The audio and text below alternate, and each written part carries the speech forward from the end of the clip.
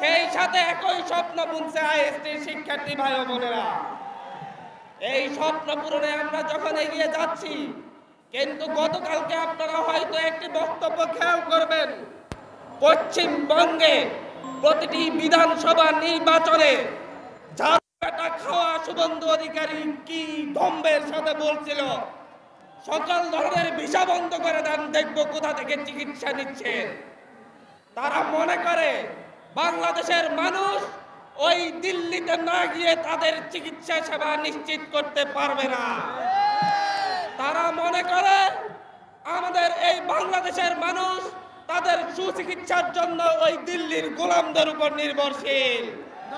তারা দম্ভ প্রদর্শন করে, কিন্তু বাস্তবতা হচ্ছে গত 16টি বছর ধরে ফ্যাসিস্ট হাসিনা আমার দেশের প্রতিটি স্বার্থকে জলাঞ্জলি দিয়ে দিল্লির হাতে তুলে দিয়েছে। তারা আমার দেশের মেডিকেল টেকনোলজিস্টদের চাকরি থেকে বঞ্চিত করে, এদেশের মানুষের চিকিৎসা সেবা নিশ্চিত না করে, এদেশের প্রতিটি মেডিকেল কলেজে প্রতিটি হসপিটালে টেকনোলজিস্ট ও ম্যাথসের শিক্ষার্থীদের নিয়োগ না দিয়ে সেই চিকিৎসা ব্যবস্থার এমন একটি বেহাল দশা তৈরি করেছে যাতে এদেশের প্রতিটি মানুষ একটু জ্বর সর্দি হলেই ভারতে যেতে বাধ্য হয়। আমরা মনে করি এই অপচেষ্টা শুধুমাত্র এই দেশের ফ্যাসিস্ট আওয়ামী লীগের নয়, এটা দিল্লি ও ফ্যাসিস্ট হাসিনার যৌথ প্রযোজনায় তৈরি হয়েছে, যার ফলে এই ধরনের এই দেশে বহু সংকট তৈরি হয়েছে। এই দেশে ম্যাথসের শিক্ষার্থীরা আছে, কিন্তু এই দেশে ইন্টার পাস ছাত্রলীগের নেতা কর্মীদেরকে নিয়োগ দেওয়া হচ্ছে গ্রামীণ চিকিৎসা সেবা নিশ্চিত করার জন্য। এই দেশে মেডিকেল টেকনোলজিস্ট আছে, কিন্তু তাদেরকে নিয়োগ বঞ্চিত করে আমাদের দেশের প্রতিটি হসপিটাল টেকনোলজিস্টহীন করে তোলা হয়েছে। এই দেশে প্রতিটি গভর্নমেন্ট হসপিটাল আছে, কিন্তু প্রতিটি টেস্টের জন্য আমাদেরকে যেতে হচ্ছে প্রাইভেট হসপিটালে। যেই সকল প্রাইভেট হসপিটাল প্রতিটি তৈরি হয়েছে এক একটা আওয়ামী লীগের ফ্যাসিস্টদের দোসরদের অবৈধ টাকায়, ওই সকল প্রতিষ্ঠানে আমাদেরকে চিকিৎসা নিতে বাধ্য করার জন্যই মূলত হচ্ছে আমাদের টেকনোলজিস্ট ও ম্যাথসের শিক্ষার্থীদেরকে সেই 2008 ও 2013 সাল থেকে নিয়োগ বঞ্চিত করা। আমরা মনে করি 24-এর গণবিপ্লবের পরে দিল্লির সেই এজেন্ডা বাস্তবায়নের পথে এদেশের শিক্ষার্থী সমাজ বাধা হয়ে দাঁড়িয়েছে। এই দেশের মানুষের স্বপ্ন একটাই, এই দেশের মানুষ এই দেশেই চিকিৎসা নেবে। এই দেশের মানুষ, প্রত্যেকটা মানুষ বিনা টাকায় সরকারি খরচে গভর্নমেন্ট হসপিটালে তাদের সকল ধরনের টেস্ট করতে পারবে। আমাদের স্বপ্ন ভারত থেকে বাংলাদেশে আসবে মানুষ চিকিৎসা সেবা নেওয়ার জন্য। আমরা দিল্লির শুভেন্দু অধিকারীদেরকে বলতে চাচ্ছি, আপনারা ভাববেন না এখনো আমাদের দেশের মসনদে আপনার গোলামরা বসে আছে। আপনারা ভেবে থাকবেন না আমাদের এই চিকিৎসা ব্যবস্থা আরো 10 বছর এমন চলতে থাকবে। আপনারা ভাবতেছেন শেখ হাসিনা যেভাবে এদেশের চিকিৎসা ব্যবস্থাকে ধ্বংস করে দিয়েছে, এদেশের যোগ্যদেরকে, এদেশের শিক্ষার্থীদেরকে মেডিকেলে নিয়োগ না দিয়ে যেভাবে এক শূন্যতা তৈরি করেছে, চিকিৎসার শূন্যতা, সেই শূন্যতা বজায় থাকবে। আমরা বলে দিতে চাচ্ছি অতি দ্রুতই এদেশের প্রতিটি মেডিকেলে, প্রতিটি হসপিটালে এদেশের যোগ্য শিক্ষার্থীদের নিয়োগ নিশ্চিত করতে হবে। সেটা ডাক্তার হোক, সেটা টেকনোলজিস্ট হোক, সেটা ম্যাথসের যে কোনো চিকিৎসা সহকারী হোক। আমাদের প্রতিষ্ঠান আছে, কিন্তু তাদের নিয়োগের নিশ্চিত করা হচ্ছে না। আপনারা কেন তাহলে এতগুলা টেকনোলজিস্ট প্রতিষ্ঠান গড়ে তুলেছেন যদি তাদের চাকরি দিতে না পারেন? চাকরি না দিতে পারলে তাহলে কি বেকার খাটুনি খাটানোর জন্যই জনগণের টাকা খরচ করছেন? আমরা আপনাদেরকে নিশ্চয়তা দিতে চাচ্ছি, একটা বিষয় লক্ষ্য করছি, যে হচ্ছে গত 16 বছরে এদেশের অর্থনৈতিক খাত ধ্বংস করে দেওয়া হয়েছে, এদেশের শিক্ষা ব্যবস্থা ধ্বংস করে দেওয়া হয়েছে, এদেশের স্বাস্থ্য ব্যবস্থা ধ্বংস করে দেওয়া হয়েছে, এদেশে রাজনৈতিক শূন্যতা তৈরি করা হয়েছে, যাতে করে আমরা আমাদের প্রতিটি ক্ষেত্রে দিল্লির গোলামদের উপর নির্ভরশীল হয়ে উঠি। কিন্তু নতুন স্বাধীনতার মধ্য দিয়ে বাংলাদেশ আর দিল্লির উপর নির্ভরশীল হয়ে থাকবে না। বাংলাদেশের মানুষ তাদের নিজ পায়ে দাঁড়াবে। বাংলাদেশের মানুষ তাদের নিজস্ব হসপিটালগুলোতে নিজেদের চিকিৎসার ব্যবস্থা নিশ্চিত করে ছাড়বে। গত 16 বছরে দেশের যে অবস্থা করা হচ্ছে, এখন যেদিকেই তাকাই যেখানেই দেখি শুধু প্রতিবাদ। কথা একটাই, সর্বাঙ্গে ব্যথা ওষুধ দিব কোথা। আমাদের প্রতিটি প্রতিষ্ঠানকে ধ্বংস করে দিয়ে এমন একটি পরিবেশ তৈরি করা হয়েছে, আমাদেরকে চাকরি বঞ্চিত করা হয়েছে, কিন্তু আমাদের প্রতিবাদের অধিকার ছিল না। আমাদেরকে চিকিৎসা সেবা থেকে বঞ্চিত করা হয়েছে, আমাদের কোনো প্রতিবাদের অধিকার ছিল না।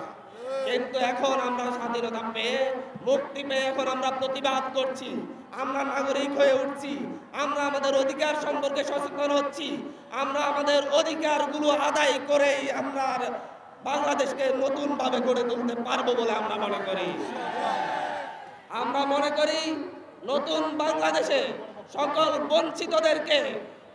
বঞ্চিতদেরকে নতুন ব্যবস্থায় তাদেরকে যে সকল জায়গায় তাদের চাকরি দেওয়া সম্ভব সেই সকল জায়গায় চাকরির ব্যবস্থা করা হবে।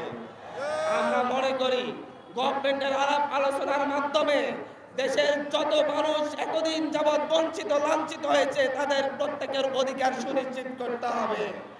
আমরা বৈষম্যবিরোধী ছাত্র আন্দোলনের পক্ষ থেকে গভর্নমেন্টের কাছে আপনাদের দাবি দাওয়াগুলো তুলে ধরব।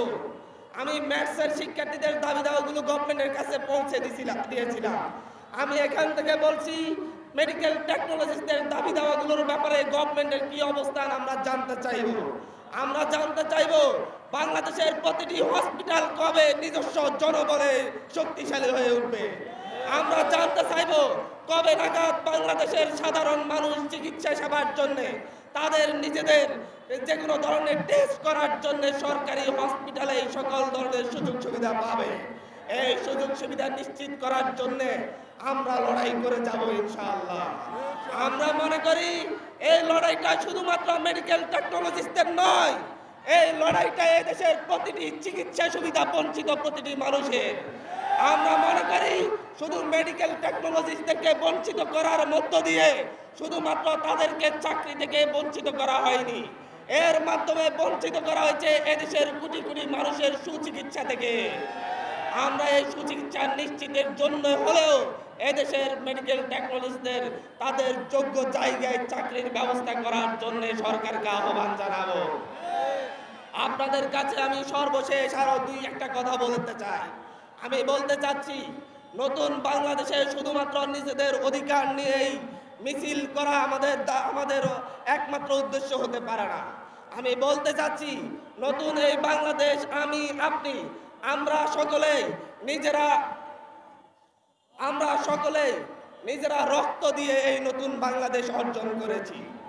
আমি আপনাদেরকে বলছি, আমি আপনাদের কাছে উপস্থাপন করছি, আপনারা যখন আন্দোলন করছেন তখন আপনাদের পাশের ভাই শহীদ হয়েছে, আহত এখনো হসপিটালে আছে। তাদের প্রত্যেকের নতুন একটি বাংলাদেশের স্বপ্ন দেখেছে, যেই বাংলাদেশ হবে দুর্নীতি মুক্ত, ছাড়াবাজ মুক্ত, যেই বাংলাদেশ হবে আগামীর স্বপ্ন দেখাবে এশীয় উপমহাদেশে পুরো বিশ্বকে। আমরা আপনাদেরকে বলতে চাচ্ছি, বাংলাদেশের মানুষ একটি জায়গায় ঐক্যবদ্ধ হয়েছে, শিক্ষার্থীদের জায়গায়।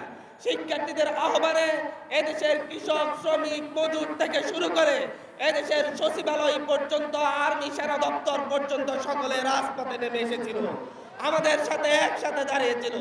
তাদের প্রত্যেকের স্বপ্ন ছিল একটি হানাহানি মুক্ত নতুন বাংলাদেশ গঠন করা, ফ্যাসিস্ট মুক্ত নতুন বাংলাদেশ গঠন করা। আমরা নতুন বাংলাদেশ গঠনে মেডিকেল টেকনোলজিস্ট ও ফার্মাসিস্ট ভাইদেরকে আমাদের পাশে চাচ্ছি। আমরা নতুন বাংলাদেশ গঠনে প্রতিটি সেক্টর ফ্যাসিস্ট আওয়ামী লীগ মুক্ত করার জন্য আমরা আমাদের প্রত্যেকটা শিক্ষার্থী ভাই বোন যে যেখান থেকে 5ই আগস্টের আগে আমাদের সঙ্গ দিয়েছিল তাদের সঙ্গ যাচ্ছি। আমরা সকলেই মিলে এমন একটি বাংলাদেশ তৈরি করব, এমন একটি বাংলাদেশ বিনির্মাণ করব, যেই বাংলাদেশে ভবিষ্যতে আর কেউ চাইলেই কাউকে তাদের অধিকার থেকে বঞ্চিত করতে পারবে না। আমরা সকলে মিলে লড়াই করলে নতুন বাংলাদেশ সম্ভব। আমরা সকলে আগের মতো ঐক্যবদ্ধ থাকলেই কোন রাজনৈতিক শক্তি কিংবা অপশক্তি আবার ফ্যাসিস্ট দালালদেরকে পুনর্বাসন করতে পারবে না। আমরা সকলে একসাথে থাকলেই চুপ্পু তার সিংহাসনে বসে থাকতে পারবে না। আমরা সকলে একসাথে থাকলে সেই শেখ হাসিনার তৈরি ফ্যাসিবাদী সংবিধানকে ছুঁড়ে ফেলে দেওয়া সম্ভব। আমরা সবাই একসাথে থাকলে সেই দালাল যে সকল মেডিকেলে, যে সকল হসপিটালে দালাল আওয়ামী লীগাররা যারা আমাদের আহত ভাইদেরকে চিকিৎসা দেয় নাই, তাদেরকে হসপিটাল থেকে গার্ড ধরে বের করে দেওয়া সম্ভব। আমরা একসাথে নাই বলে তারা এখনো ব্যাঙের ছাতার মতো গজিয়ে উঠছে, তারা এখনো সাপের মতো সবল মারার চেষ্টা করছে।